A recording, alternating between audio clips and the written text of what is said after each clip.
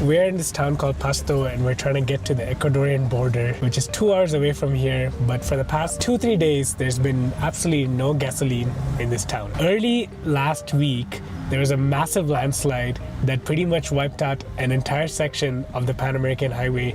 And crazy enough, a few days before this happened, we were actually sleeping very close to that location. This has caused a major problem in the whole logistics of bringing gasoline to this part of the country, which is the southern part of Colombia. Today, there's a government ban on every single gas station, and there's no gas stations even open. It's like a ghost town for gas stations. I have no idea how we're gonna get to Ecuador at this point because we are running on very little gas. Who knows how long this will potentially last.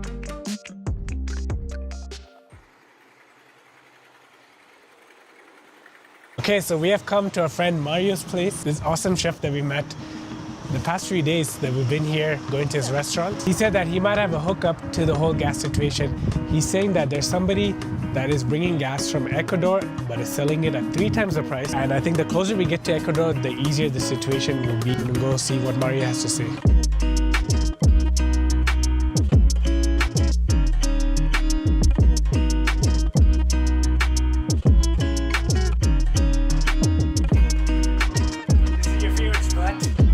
Gave us such delicious food 2 days.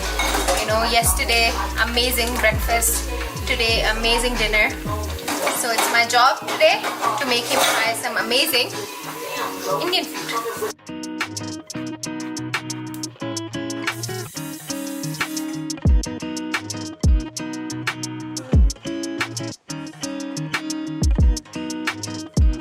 I just want you to know, what do you think of this food, Indian food? I always think the Indian food is one of the most incredible cuisines in the world. Oh. Because the use of the spices and the flavors and the, I don't know, the textures. Yeah. I always like it. Always in my life. After being on the road for 2 years, it's become clear that it's less about the place and more about the people we meet on this journey. Hurdles like this are put in place to make space for new friendships. Please get paid in gasoline. Pay her in gasoline. We can do it then. I made my first binyol. Bunyol. Con milk. With honey. Beautiful. Thanks, chef. This is exactly what happened in Pasto when we met Mario, a chef from the restaurant where we had dinner the first night, and his son Dante, who opened up their doors and their hearts to strangers, making us feel right at home. Mario, in fact, gave us the keys to his house while we figured out the fuel situation for the next few days. We strolled around the town, made new memories, cooked food together. Dante turned out to be an amazing artist and gifted us his version of our van life.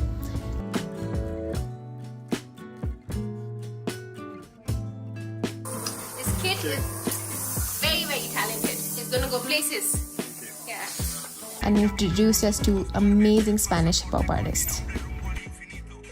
Later that night, the mayor announced that there will be one gas station open early in the morning. It's 11 o'clock and we're just leaving Mario's place in hopes that we can go and sleep at the gas station early in the morning. When they open up the station, we're pretty much the first ones to get in line. So we have made it to the gas station. People have put like... We're finding out that Look at this. the line is just super long and people have blocked off their spots using pylons and buckets.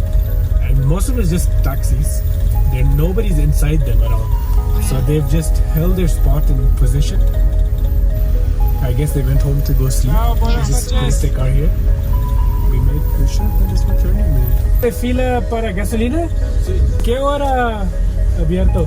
Las 8. 8. Mañana. Finally have a spot. Lining up for gasoline. I would have never in my wildest dreams thought that this would actually be a scenario to consider on this road trip. It is way more important for some people that are on this line for sure to get the gasoline. Like the people who are running taxi services, they need to do this to do their jobs. So I totally understand the desperation that they're in to do this right now. For us, I mean, we're an empty tank and this is our home. We can't really move around anywhere without gasoline. And we need to exit the country because our visa is expiring. So we're also kind of desperate to do this. Good thing is that we can sleep in the van. We're just gonna sleep here, get a good night's rest for the next 7 hours, and then see what happens in the morning. Either way, we wake up at 7 o'clock regardless. Bali takes a poop, so she'll wake us up.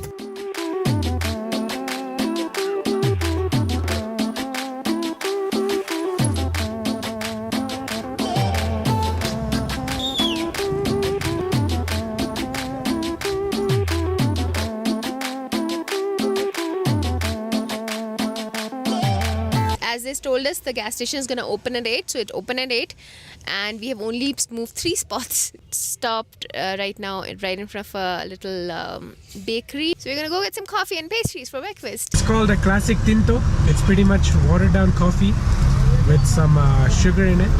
I would say this is like the Tim Hortons equivalent. But I got you Colombian snacks. coffee.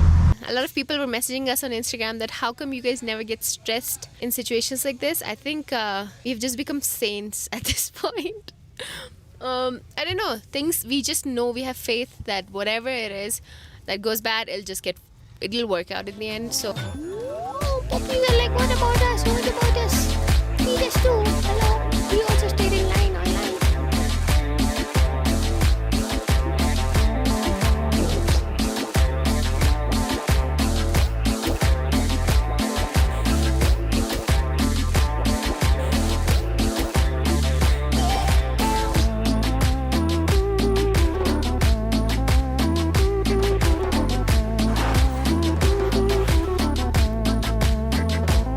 Guys, Bali has completed what the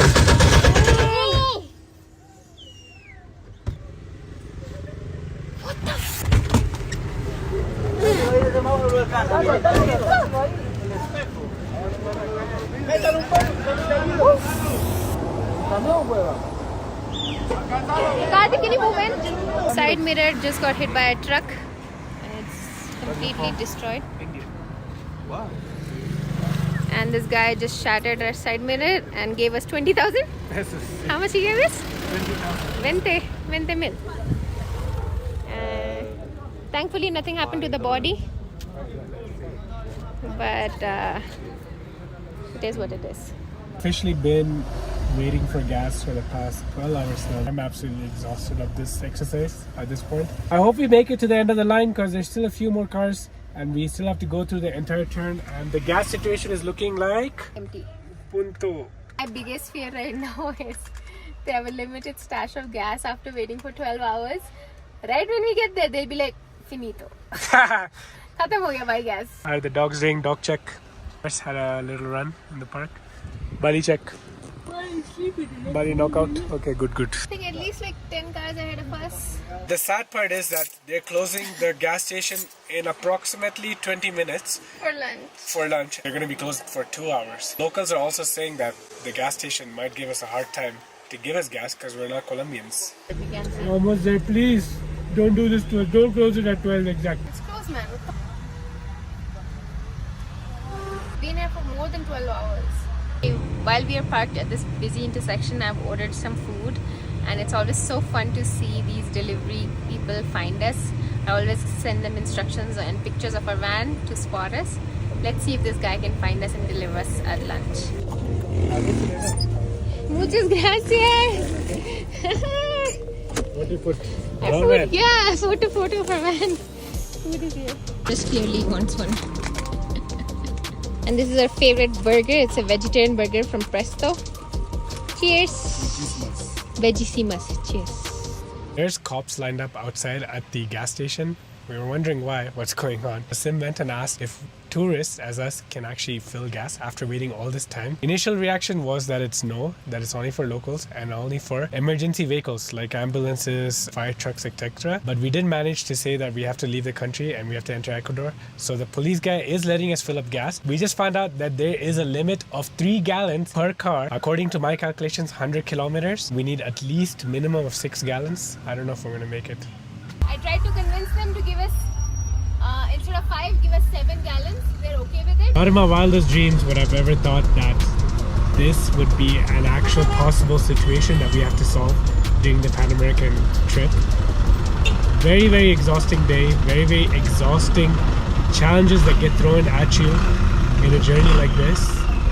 Especially the last week, every single day has just been problems.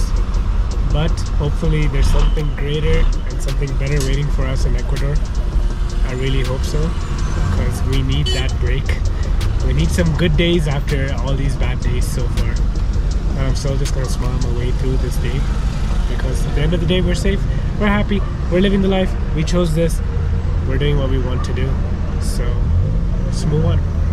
Such a silly thing to be happy about, but there's gasoline going inside the brown van right now.